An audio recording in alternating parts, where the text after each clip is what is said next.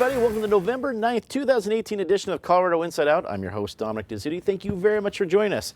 We survived, folks. It's after the election. It's going to be a fun show.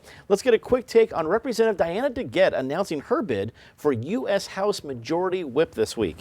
Patty Calhoun from Westward, I believe if I'm doing my math right, Dianna DeGette was just elected to her 12th term as the representative from CD1. Going for Majority Whip, is this a good move for her? Why not? What else does she have to do? She's been there forever. It looks like she's not going anywhere unless she decides she's going somewhere else. She's been a deputy whip, and it's a perfect opportunity for her. David Copel from the Independence Institute and DU Law School. Do you think this is a good role for DeGette? I don't know enough about the interactions of, I know kind of what a whip does, but for other folks, they hear the idea of majority whip, they know that's part of the leadership. Is this a good role for Dianna DeGette to do in the U.S. House? Oh, absolutely. And she's had been in when she was in the Colorado State House, she was also in the leadership. I will confess my bias. She got her start in politics 30 years ago as my dad's campaign treasurer in his state house campaign, and she helped raise thousands of dollars, which was like pocket change for modern races, but was a lot at the time. She's been chief deputy whip. The whip's job is to, when there's some big vote and you need party unity on that, the whip is the one who's in charge of convincing the undecided or hesitant members of the party to come along. So she has good personality skills. She's been chief deputy whip already, and in Congress there are sort of two paths to power. One is the committee side, and she's been on Commerce, and so, but instead of like aiming to become chairman of the Commerce Committee, she's going for the leadership side. She talks about the need for generational change. She's a mere 61, and her gerontocratic opponent, James Clyburn from South Carolina, is 78, relatively young among the senior House leadership. So there's a lot of Dems who in the U.S. House who want the younger people, the ones who aren't eligible for Social Security for another year, to be able to participate in leadership. She says we need a woman. I'm not sure that's that convincing in the context of the U.S. House in general, but she also says we need representation from the Rocky Mountain West, which is important, and that's part of, if they're going to have a long-term House majority, they're going to need to keep winning races in the Rocky Mountain West.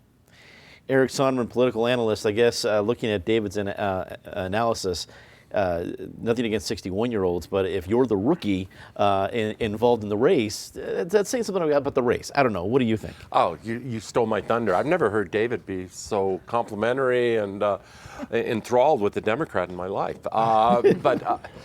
When Dianna DeGette has been in Congress 22 years, she will be starting her 12th term in January. David mentioned her age. When that qualifies as new blood and generational change, you know the Democratic leadership of the House is way on the geriatric side. Good for Dianna. I think the odds are stacked against her unless there's some shuffling of the deck where Clyburn is able to move up and vacate it. But I'm not sure I see, given the power of the Congressional Black Caucus and given Clyburn's tenure there, that she's able to beat Clyburn. If she proves me wrong, more power to her. I think we're bearing the lead here. The real lead in terms of the House leadership elections relates to another Colorado representative, that being Ed Perlmutter, who is head of a gang, I don't know if they're calling themselves the gang or whatever, of 10 Democratic congresspeople who are publicly saying they will not vote for Nancy Pelosi on the floor. Jason Crow is also counted, new incoming U.S. rep, is also counted among those 10. If they hold to their guns, depending on what the final count is in the House, and there's still a few seats nationally up for grabs, if they're prepared not just to vote against Nancy Pelosi in caucus, but to vote against her on the floor when she needs 218 votes to become Speaker, that could be wild and good for Ed Perlmutter. Joey Bunch, Deputy Managing Editor at Colorado Politics. Wrap it up for us. Dianna DeGette, her bid for Majority Whip. Does it happen? Well, I think that Eric just nominated her for House Speaker. I don't know how that's going to turn out, but we'll see. I think it's a good job for her. What the whip does is they count the votes, and they offer threats and rewards to get the votes that they need. It's a tough job, and one of the chief criticisms of Dianna DeGette is she doesn't spend enough time in her district. She's more concerned about what happens in Washington than she's concerned about what happens in 5 Points. So, you know, if she's worked this hard for it, let's get it. It can't hurt Colorado, and it might be good. It's a high leadership position, and high profile never hurts anybody. Jared Polis led a Democratic sweep of the state's highest offices on Tuesday. Polis made history, as did Jena Griswold, being elected Secretary of State. Phil Weiser had the narrowest margin of victory, but still came out on top in the race for Attorney General. Patty, we had breaking news at the beginning of this taping that you brought in. The transition team for Jared Polis has some, I wouldn't say predictable names, but names we would probably expect, like Polly Baca and Al Yates. But one name we did not expect. I'll let you bring that up. Bob Schaefer, the former congressman. What I loved about that, you know, who's, I guess, given up right now on making Coyote Gold tequila, you know, how his wife has been involved in that. But interesting, conservative, education expert. So it's going to be, it looks like it's going to be a very wide-ranging, boldly forward move. If we had sat here we did sit here 2 years ago, and you know, we would have thought it was going to be Governor Salazar, and then it was going to be Governor Perlmutter, and it looked like the Dems would have an edge, but I don't think any of us would have predicted that it was going to be Polis, and not just Polis, but all of a sudden, if you watched James Corden last night, Colorado is the cool kids. He labeled Polis like the coolest new governor because like the cool kid in your dorm. And no one has ever really called Polis a cool kid. They've called him a bad dresser. You might remember GQ had him as the worst dresser in Congress. You know, he stood outside Mork's house in Boulder.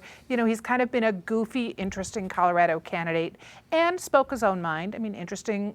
Suddenly he was making history as an openly gay candidate when it didn't come up at all in Colorado's election. It just made national headlines. But the fact that his victory was as strong as it wasn't really a surprise as you saw how badly Walker Stapleton was campaigning. But the fact that Walker Stapleton had no tails for any Republican to hold on to, that all of those 3 statewide candidates lost, that Wayne Williams lost. He hadn't done much of a campaign, but still he was the incumbent. You thought he had a shot at it. George Brockler, who had a lot of name recognition, that he went down. That Dave Young won. Any one of those with, I think, a little more money and effort might have been able to go over the top, and certainly any more momentum on the Republican side, which their momentum was backwards. David, I think it's easy for folks like us a couple days after the election to think for the one reason why something happened. And I think like anything else, it's going to be multiple reasons. But when I look at the Democratic sweep of the statewide offices, what I do see in common of all 4 is all of them approach their campaign with a sense of advocacy. I'm not only going to serve this role, but I'm going to fight this and to go here and these lawsuits, and not necessarily that would go into the actual job description that they were applying for. Between that and a Democratic wave and the national sentiment, what stood out to you at least as one of the more important of the many reasons we have for the complete sweep? Well, to start with, if you get to write the rules for the game, that increases your chance of winning the game you later play. Colorado's campaign finance laws might not be in place without Jared Polis and his money for a ballot initiative over a decade ago. And like their national counterparts, they are written by and for the ultra-rich to help them win elections. And they've been successful in that regard.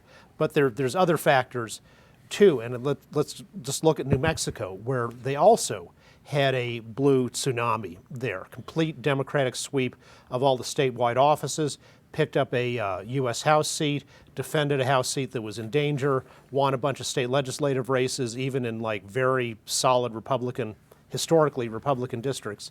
And what the analysis down there is, they pointed to 2 factors that certainly had influence in New Mexico, and I think applied in Colorado too. 2, one is outstanding ground game by the Democrats. Really, really good at get out the vote. It's always an escalating thing, and this year the Democrats did it the best by a wide margin. And secondly, as in Colorado, antipathy towards Trump. Donald Trump is popular in some areas, but broadly speaking, not in Colorado and New Mexico. Eric, you've done a tremendous amount of work consulting over many, many years. If Republicans come to you after this session, after this election, and did they face momentum that they simply couldn't do anything about, or is there a problem with the brand? There's definitely a problem with the Republican brand in the state. Pete and David touched on it. The brand is Donald Trump. There's nothing else that I can see to the Republican brand in Colorado. And let's not forget, Donald Trump wasn't even that popular among Colorado Republicans in 2016. This was a cruise state. They were very late to the Trump dance, but he has now done a complete takeover locally and nationally of the Republican Party. You get nowhere if you are not in line with Donald Trump within that party. And it was a toxic brand in this environment. I go back in history to try to find something analogous in terms of the magnitude of the wipeout. And I have to go back to 1974 when Dick Lamb was elected governor, Gary Hart was elected to the U.S. Senate. If you want to go for a little trivia, J.D. McFarland became Attorney General, Sam Brown became State Treasurer. But even in that, the Republicans held the state Senate, not the state House. They lost the House. And they held the Secretary of State's office. So in some ways, 2018 is even of a completely different magnitude. And then you add in, we'll get to it later, the Coffman defeat out in the Denver suburbs. So it was a complete wipeout. The Republicans have some serious regrouping to do. All eyes are going to be on Cory Gardner. That is going to be an incredible, I'd say, uphill slog for Gardner to hold on to that seat in 2 years. 2 years is a long time. But this is, we talk about colors, and this is no longer a purple state in my mind. It's not even the periwinkle blue I'd refer to. I'm now using the word azure. Azure. I tell you, you have Crayola crayons have nothing on you, Eric. That is outstanding. They did wear the tie. I figure I went purple on election day, thinking it was going to be a split ticket. This is me paying my side of the bet there. Joey, did the statewide officers now that have been elected, can they see their margins of victory as a mandate? Well, they're crazy if they do. I don't believe that we're a blue state. I don't believe that we're a purple state or a red state. I think we're a swing state, and we're going to swing back. And I said before we came on the air that I thought Tuesday night was a good night for Cory Gardner, because if Jared Polis follows through with the promises that he's made, and they do go after oil and gas jobs, then there's going to be a backlash for that. We've seen it in Colorado before, after 13 and 14, when the Republicans had John Hickenlooper, who at least had the veneer of a moderate, who was pulling the reins on the more liberal members of his caucus. And now we've got a governor who could be snapping the reins on his caucus to charge harder to the left. And if that happens, because let's look, conservative candidates lost on election day, but conservative ideas didn't. They shot down regulation on oil and gas. They shot down a whole raft of tax increases. That doesn't sound like a blue state to me. No, you usually have a nickname of Ratings Gold. Now you're Segway Joey. So while going blue in statewide races, Colorado voters were not nearly as generous with ballot issues. Only restrictions on payday loans and new redistricting policies passed. Meanwhile, Denver voters approved all the proposed civic measures, including 4 sales tax increases and a controversial campaign finance initiative. David, we talked about ballot initiatives on election night and we talked about how many of the ballot issues were actually there to combat another ballot issue. 112 and 74 come that way. I think you talked about 109 and 110 that way. Are those battles just going to come back in 2 years? Well, no, but the issues are going to be very important in the legislature in January, because there are still issues on education, on transportation, and on oil and gas.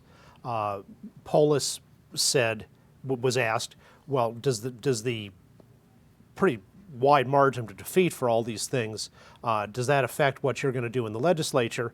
And his answer was no, because I didn't endorse any of those things, and presumably he's not going to support something that's an exact copy of those, but he'll still be moving in the same direction. There's a state budget surplus now, so they're certainly going to throw a lot of money at the at education, and given Polis, I think, would be inclined to have that tied to some measurable performance improvements and reforms. I'm not sure the state house would be so inclined to actually care about performance rather than just more money.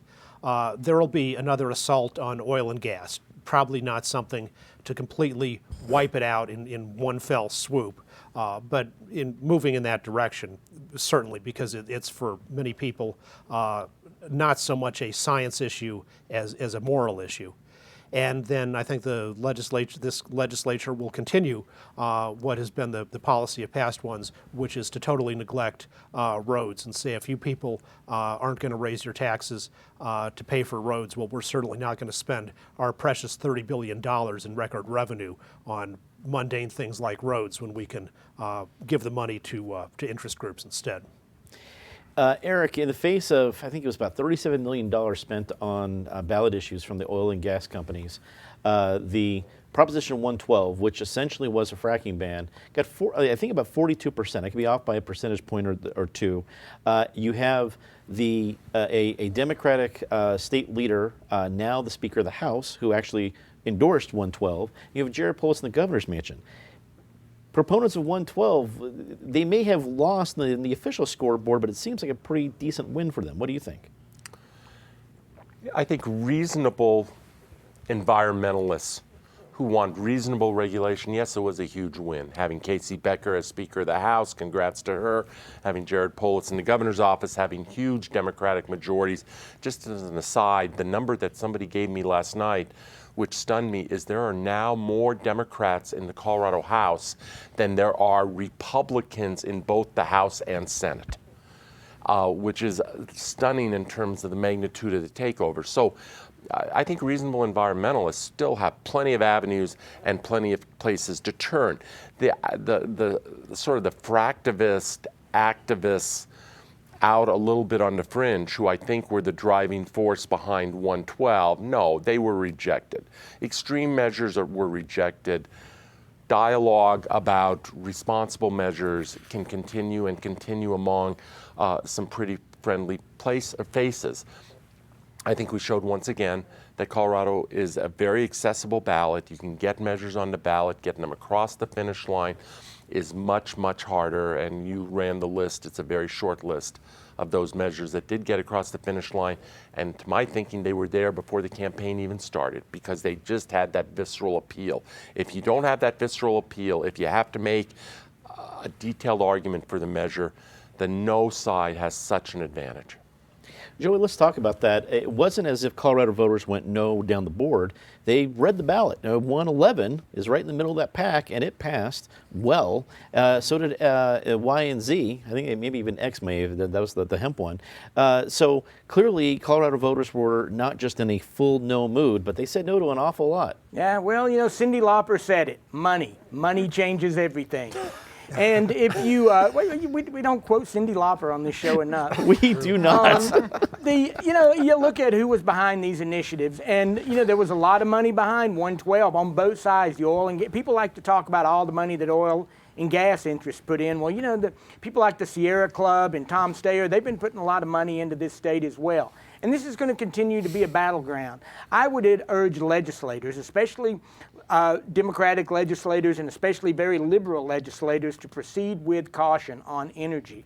Because, if they want a geyser in their backyard, then Anadarko and Nobel will be glad to put a geyser of money in their next campaign. This time they were tied up with 112. The next time there won't be a 112 on the ballot. And I think we could see a change in the leadership and the majorities in the House and Senate if oil and gas decides to play in those races. Patty, you don't have to quote Cyndi Lauper in your answer, but I think some were mystified that Democrats ran the table, essentially, with ballot issues that spoke to some of the issues that Democrats may have stood for, didn't do well. Is that where Colorado split its ticket, where it usually does Democrat, Republican, now they just went Republican on the issues? I wouldn't say they went Republican on the issues either. I think in Colorado, people are a little hesitant to be told what to do. And I think that was it. They were kind of bossy, those initiatives. 110 was very, very bossy. You've got to go out and pay more money for the roads when people are wondering why with $30 billion there isn't money for the roads.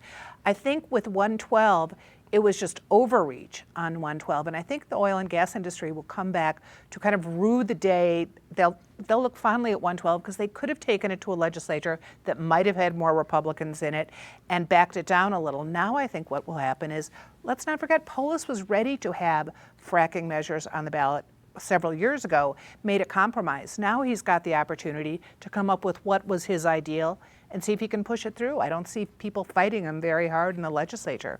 But going back to the ballot measures, in Denver, we are spending money like drunken sailors. It is amazing that all 4 of those went through, and the one that seemed the most Scrooge-like, that people weren't going to pay for the scholarships, even also passed. We've created a monster for the next campaign in May. Just even the people who want to run, who are going to have to deal with the new campaign finance rule in Denver. It is a crazy lineup of things that we passed. Denver was in a very generous mood. A 1.8% increase on the sales tax in Denver. Eesh. Mike Coffman lost his re-election bid in the 6th Congressional District to Jason Crow, making it his first defeat in a major election. Crow won handily, having the race called by 8 o'clock, and becomes the first Democrat to ever represent the district. Eric, do we see Mike Coffman in Colorado politics again? Joey and I were talking about this before the show started, and Joey can speak for himself, but I think he's a little more on the yes side. I'm a little more on the probably not, or at least not so sure side. I don't know what the path is. Yes, there's a governor's chair open in 4 years, or at least a race against presumably an incumbent, Governor Jared Polis, maybe. But Mike Coffman had a long run, Secretary of State, State Treasurer, Congress for many, many terms, and hats off to him. I don't know what Mike Coffman wants to do next. I think one of the real stories of this election, I was on a panel the morning after, and Josh Penry, who many of us know, pointed this out, and he's dead on right, is what happened in Arapahoe County. We talk about a wipeout. That wipeout started in Arapahoe County. Obviously, Denver and Boulder and places like that are going to go very blue. Arapahoe County is as blue as can be. Even the popular Republican countywide elected officials got beat. You are better off running as a Republican in Pueblo County or Adams County, which are historically Democratic places, than you are in Arapahoe County these days. Arapahoe County is symptomatic of the change that has taken place, the transformation in Colorado politics. Joey, we're running out of time. Your quick take on Coffman's future and maybe even some about Jason Crow. Mike works too hard. He's too well liked. He ran up against a wave year. I could see him running for governor simply because the Republican bench is so thin. You got Heidi Ganal, the CU regent, and the Republican band is now solo. It's hers. So I look for Mike Coffman. He's too good to leave on the sideline. Patty, who defeated Coffman, Trump or Crow? Well, I think Trump, and the irony is that Trump then took off after Coffman. If you heard him during his inane press conference talking about little Mikey, and he had no love lost from Mike Coffman, who I think took off after Trump but has been a gentleman campaigner. David, wrap it up for us. The previous president was accurately criticized for being a narcissist, but compared to the current guy, he was a humble Buddhist monk. Trump's behavior was disgraceful. Another day, so what? I mean, that's many days. But Coffman had an incredible electoral record. 12 wins in a row going back to 1988. Three previous wins in statewide races, including state treasurer in 2006, which was not an easy year for a Republican candidate. So I think if he wants the Republican nomination, he'd probably have it by default. And by the way, he had a very admirable record of reaching out to all kinds of immigrants in his district and helping them. Let's get to our favorite part of the show, Disgrace of the Week. Patty, as always, please start us off. The Colorado Farm Bureau that got completely schnookered in this whole 74 as they were the face of it, the proponents, and it's going to take them some time to get back to being noble gentlemen farmers. David. Colorado State University, which apparently is so flush in money, it pays for a director of diversity and inclusion whose latest diktat is that you shouldn't say long time no see, because that is degrading to Asians. Well, of course it is. Eric? Both Patty and David have referenced this in the previous topic, but the Trump press conference on the day after the election, what a piece of work. I was sitting there watching it, and just stunned, and maybe we should stop being stunned because it is the norm these days. It is who he is. The Coffman piece, the way he disparaged members of his own party who were defeated was shocking. And then to cap it off an hour later with the firing of Jeff Sessions, which we all knew was coming. But there's a real constitutional crisis potentially brewing, depending on whether they let the Mueller investigation reach its final outcome. It's sweeps month. It's bound to happen. Joey. I'm going to say the protesters who showed up outside of Tucker Carlson, the Fox News host, they showed up outside his house. It's time for all of us to take a step back. That's not cool. That's not the way Americans should act, but more and more, that's the way Americans do act. They say because the white nationalists do it, they should do it. But it's a race to the bottom, and I think we all should take a deep breath and try to be Americans again. Say something nice, bumper sticker edition. Patty. Let's talk about more noble democracy. It's the 100th anniversary of Armistice Day, all the Veterans Day events this weekend. You're here. David. All the hardworking reporters at the daily newspapers, including Joey Bunch, who put in a lot of long hours this week and during the election. You're here. Here, here. The Colorado I Have a Dream Foundation, a great event last night to celebrate its 30th anniversary. Joey. Jared Polis for reserving the domain name Polis for president. He's a forward-thinking governor. 8 years ago. Totally forward. As we go tonight, I want to thank the many folks who made our election and debate coverage possible. First, to our many partners, but especially our friends at CBS 4 and KOA News Radio, and our great CIO panelists who were here on election night. Secondly, I want to thank our crew and staff here at the station. Folks, they made all of our coverage happen and look great. Finally, I want to thank all of you for tuning in and supporting our coverage. We've heard from many of you, either with questions for Voting McVoteface or comments about the debates, or even direct financial contributions in appreciation for what we did. Whatever your way was to be involved, please know how grateful all of us are for your support. Thank you very, very much. For everyone here at Colorado Public Television, I'm Dominic DeZutti. Thanks for watching. Good night. So here's